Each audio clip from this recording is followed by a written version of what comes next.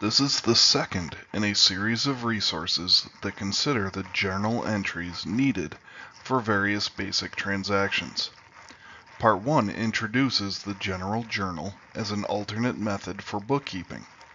We then consider the journal entries needed for acquiring cash and other assets. Part 2 looks at the journal entries for selling goods. Part 3 focuses on the journal entries for collecting cash and paying other obligations.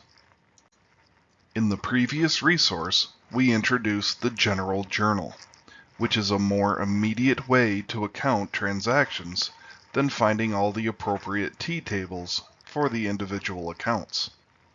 We saw how to do the journal entries when companies gain cash by borrowing, and also for acquiring other assets.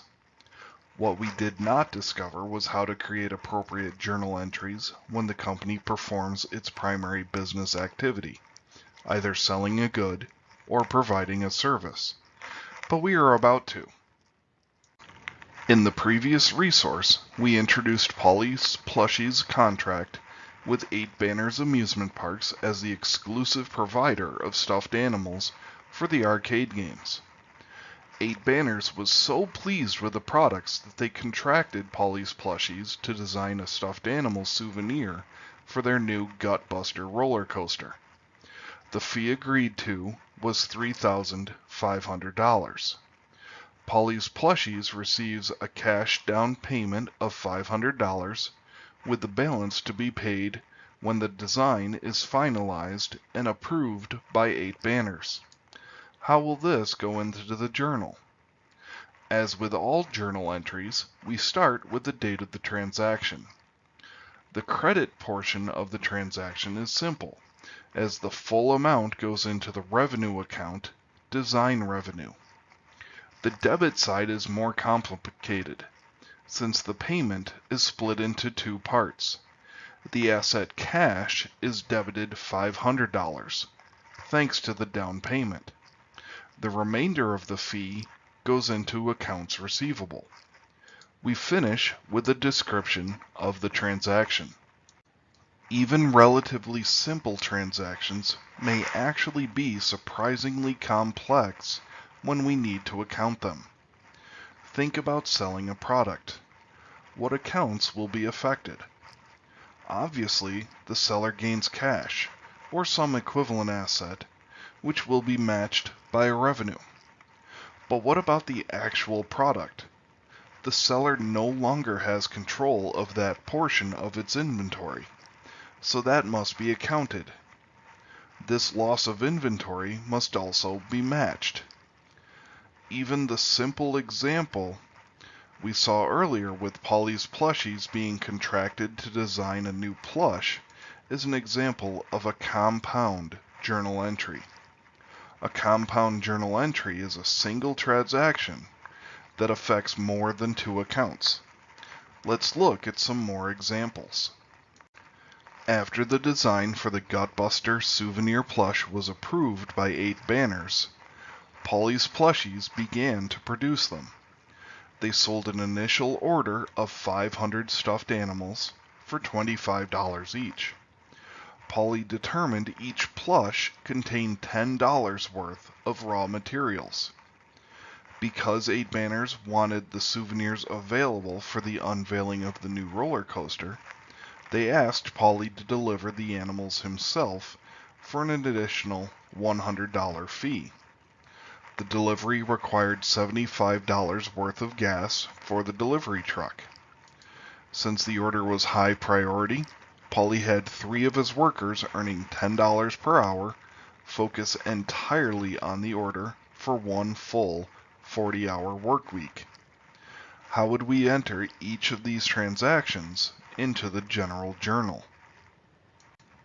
First, we have the original order for 500 plush animals. The order was placed on November 8, 2016 after the design for the Gutbuster plush was approved by 8 Banners.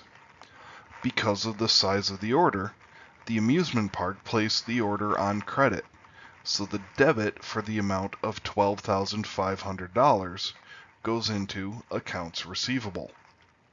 This is matched by a credit to sales revenue. The description provides the particulars of the order, that is, 500 plushies at $25 each. Now, let's account for the fact that those plushies are leaving the inventory. The date of the transaction does not change. The amount of this particular aspect of the transaction is $5,000, since each of the 500 plushies require $10 worth of raw materials. The debited account is an expense account, cost of goods sold, that cuts into the revenue from the sale. The credited account is raw materials, since the asset decreases with a credit amount. The description explains how the transaction amount is determined. The next transaction we saw was the delivery to the amusement park, which took place on November 15th, 2016. Since 8 banners paid cash for the delivery, the debited account is the asset cash in the amount of $100. This is matched by a credit to the revenue account, delivery revenue. The entry closes with a description of the delivery transaction. As part of the delivery, Polly had to gas up the company delivery truck. So on November 15th, Polly had to spend $75 to fill the gas tank. The debit goes to the gasoline expense account. The credit is in the asset cash, since the amount of available cash decreases. We then have a brief description of the transaction.